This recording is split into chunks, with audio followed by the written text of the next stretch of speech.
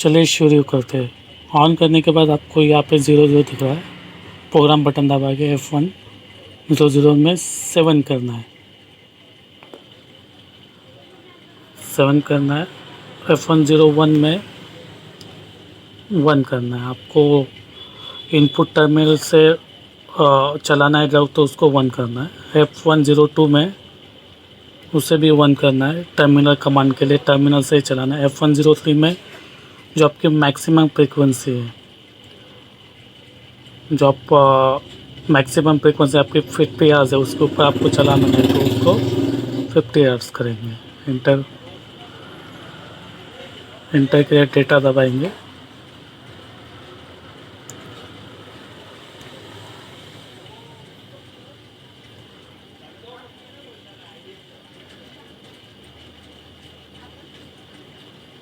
Fifty करना है। F104 में आपकी बेस फ्रीक्वेंसी है, जो मोटर की फ्रीक्वेंसी वो रखना है। या फिर F105 में आपको मैक्सिमम आउटपुट वोल्टेज प्रोटेक्शन रखना है। ये 415 वोल्टेज है, ये प्रोटेक्शन के लिए, आउटपुट प्रोटेक्शन के लिए जो आपका मोटर के लिए निकलेगी। और जो मैक्सिमम वोल्टेज है आपको रखना है, ये भी आप 415 रख सकते हैं। F107 में आपको एक्सेलरेशन रखना है, जो स्पीड से कम हो, लो से हाई करने के लिए स्पीड को, इसको बढ़ा भी सकते हैं आप।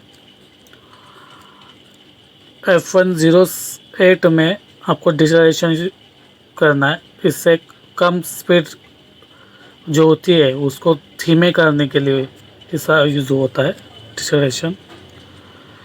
ये F109 है, वो टॉर्क के लिए मैं ज़्यादा करके 5.5 रखता हूँ टॉर्क एलिवेटर के लिए। F110 में ये थर्मल प्रोटेक्शन है, इसे 2 रखना है आपको। थर्मल प्रोटेक्शन, जो अगर हीट होता है ड्राइव तो ये एरर आ जाएगा आपका, जो अंदर एक थर्मल एक सेंसर दिया होता है ड्राइव के अंदर, तो ये हीट होने पे बाद ये देगा, एरर करेगा ड्राइव। F111 में आपको मोटर का जो एम्पियर है, करंट जो रेटिंग होगा, जो भी होगा वो आपको यहाँ पे डालना है। अभी ये डिफ़ॉल्ट 11 है, 7.5 HP का ड्राइव, इसलिए।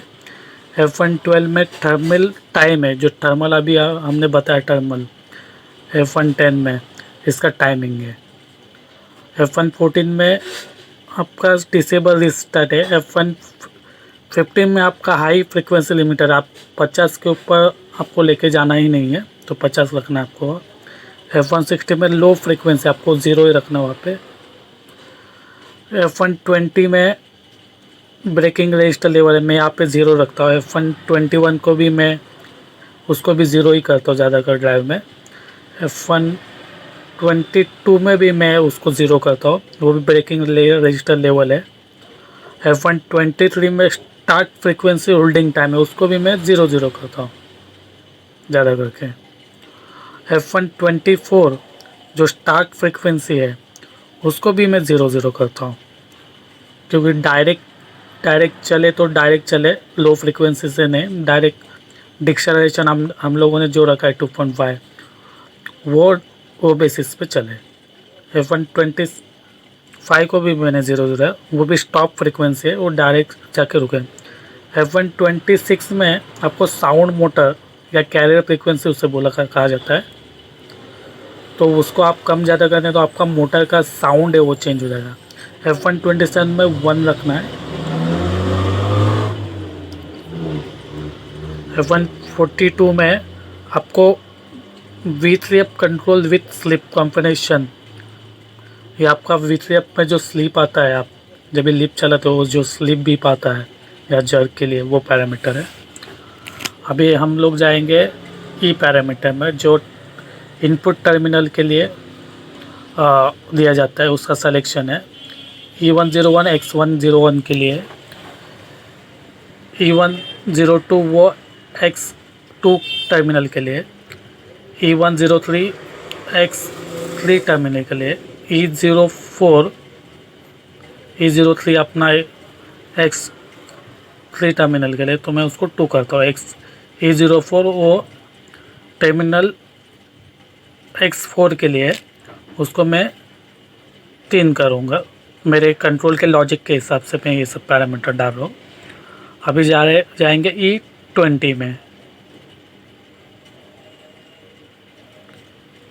E20 में हम चेंज करेंगे। E20 जो है ट्रांजिस्टर आउटपुट, इससे आप एक 12 वोल्ट का रिले ऑपरेट कर सकते हैं और आप उससे कुछ भी हैवी ड्यूटी कुछ भी कॉन्टेक्टर है उसके थ्रू से ऑपरेट कर सकते हैं।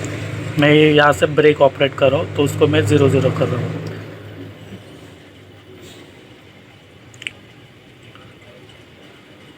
E21 भी आउटपुट ट्रांजिस्टर है, उसको भी यूज़ किया जा सकता है। E27 है, ये आउटपुट रिले है, ये 12 वोल्ट का रिले इनपुट ड्राइव में होता ही है, उसको भी मैं 0 वो भी ब्रेक के लिए यूज़ होता है, यूज़ कर सकते हो। और अभी जाएंगे E52 में जाएंगे।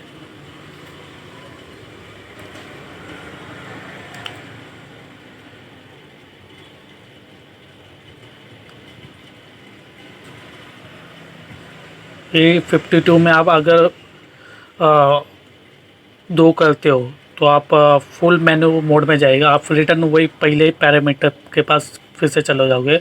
आपके सारे पैरामीटर अनलॉक हो चुके हैं। E52 को आप 2 करते हो तो आपके सारे अभी पैरामीटर अनलॉक हो चुके हैं। अभी आप अभी कोई भी पैरामीटर लॉक नहीं, आप सब पैरामीटर आप अनलॉक जो आप दिखाई नहीं दे रहे हो। C05 है आपका, ये फ्रिक्वेंसी है, रेफरेंस फ्रिक्वेंसी है। यहाँ पे मैं स्लो फ्रिक्वेंसी डाल रहा हूँ। E06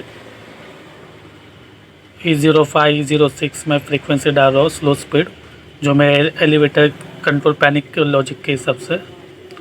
E07 में मैं आपका हाई स्पीड डालूँगा, जो मेरा कंट्रोल जो कमांड देगा वो हिसाब से मैं पैरामीटर डाल रहा हूँ, अपलोड कर रहा हूँ। मैं 48.5 स्पीड रखता हूँ हमेशा एलिवेटर के लिए। C10, अभी C10 आएगा, वहाँ पे मैं मेंटेनेंस स्पीड डालता हूँ एलिवेटर की, जो लिफ्ट की मेंटेनेंस जो काम करने के लिए आते हैं आदमी, तो मेंटेनेंस में चलाते तो 20 की स्पीड में अप डाउन बटन से चलाया जाता है। C11 में मैं स्लो स्पीड डालूँगा, वहाँ पे भी ये मेरे कंट्रोल में स्लो स्पीड ज़्यादा होने के कारण मैं ज़्यादा करके स्लो स्पीड ज़्यादा मुझे डालनी पड़ती है। E11 में भी स्लो स्पीड डालनी है मुझे।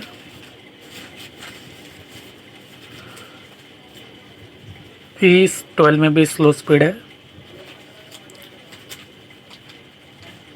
स्लो स्पीड मतलब 8 हर्ट्ज़ में, एलिवेटर में कॉमन है 8 हर्ट्ज़, 8 हर्ट्ज़, 7 हर्ट्ज़, 6 हर्ट्ज़ हम रख सकते हैं। मिनिमम 6 हर्ट्ज़ रखी जाती है।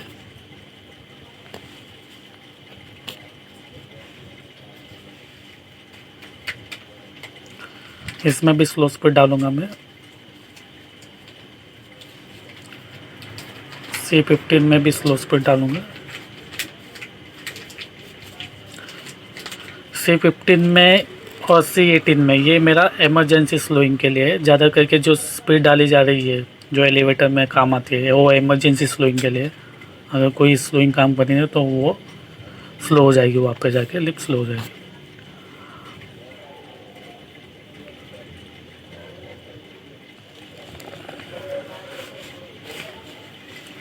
H07 ये जर्क के लिए पैरामीटर है, कर्व आता है जो लिप रनिंग में आती है तो कुछ वाइब्रेशन या कुछ आता है, वाइब्रेशन या झटका आता है, उसके लिए पैरामीटर है। उसको 2 रखते हैं हम, कर्व स्ट्रॉन्ग करने के लिए उसको।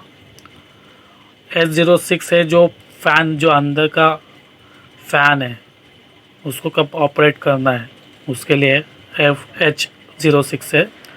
तो उसको ऑन ऑफ करना, जब भी लिप चलेगी तो वो फ़ैन ऑन होगा और ड्राइव को ठंडा करेगा। H96 है वो एक एरर के लिए, अगर आपकी लिप पिच में रुकती है तो कोई एरर आना नहीं चाहिए, तो उसके लिए हम उसे डिसेबल करते हैं H96 को। या इतना ही था ये पैरामीटर मेरे कंट्रोल के हिसाब से।